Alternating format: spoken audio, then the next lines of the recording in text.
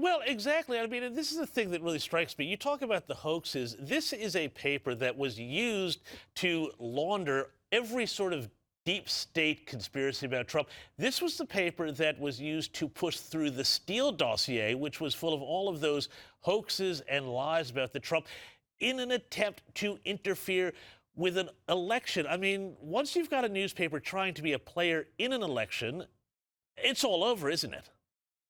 Yeah, and again, the Washington Post tries to build itself as a neutral democracy dies in darkness, and yet for them, democracy dies in darkness if Republicans are winning. That's always been it. When a Republican is in office, everything that they do is bad, it's illegal, it's unconstitutional. And when a Democrat's in office, even if it is illegal and unconstitutional, it's wiped away or it's swept under the rug by the Washington Post. And so I think that they're learning that readers don't actually want to read them anymore, especially some of the sections they cut, like their book section. I think they cut their sports section.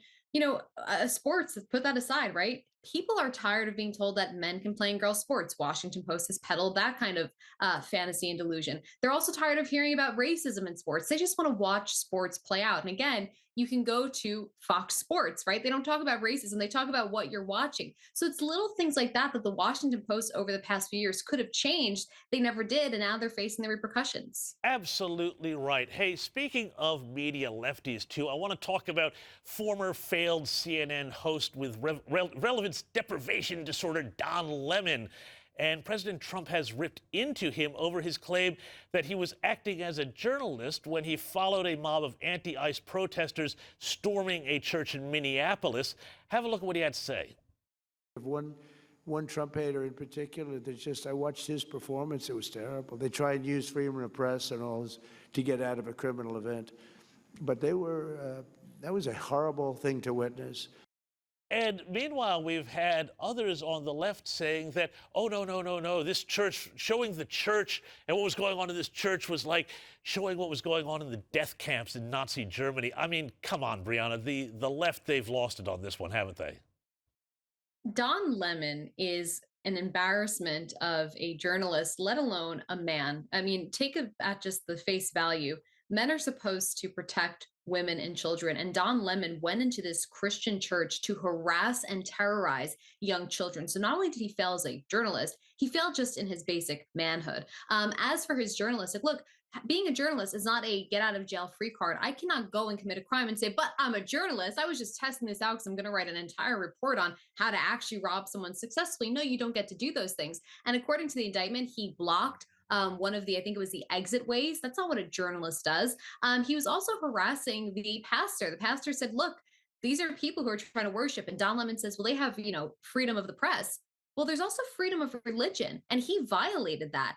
And when Biden was in office, they went after conservative journalists and threw them in jail or tried to throw them in jail under the FACE Act. And so, you know what? For the same party that told us nobody's above the law and that people should be treated equally under the law, Don Lemon is now getting exactly what he reaped. Well, and not only that, the Obama administration, rather the Biden administration, put churches under surveillance and said that people who attended Latin Catholic masses could be suspicious and white supremacists. Hey, on that other subject, though, of white supremacy, Nike, as we say in the United States, or Nike, as we say down under, they're under investigation by the U.S. government over claims that the footwear company discriminated actively against white workers. Court documents have been revealed showing investigations are being led into allegations the firm engaged in biased treatment against white employees, job applicants, and training program participants.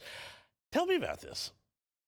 Yeah, I read the story and I don't think it's surprising. We have seen the DEI monster kind of take over a lot of corporations over the past few years. And I think only now are we having that kind of reconciliation. We're kind of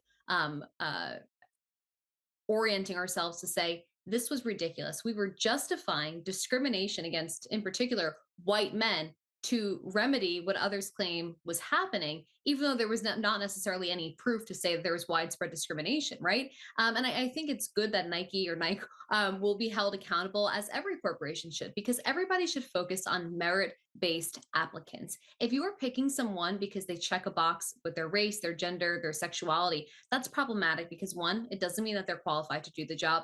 And two, again, you're pushing someone else aside who may be qualified but because of their skin tone. So discrimination is bad no matter who it is against.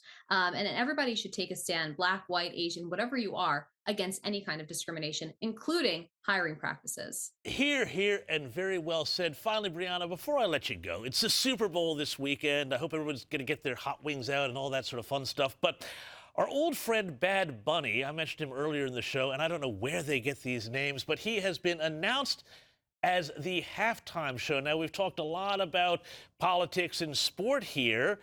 Is he going to wind up using this halftime show to go on another rant about illegal immigration and Trump and everything else? Oh, of course he will. And I think it's odd that the NFL allowed him to be the, singer or the performer, because most people who are tuning in on the Super Bowl and who even are attending that, one, probably aren't going there for politics. They're not these soy boys or these white woke liberal women.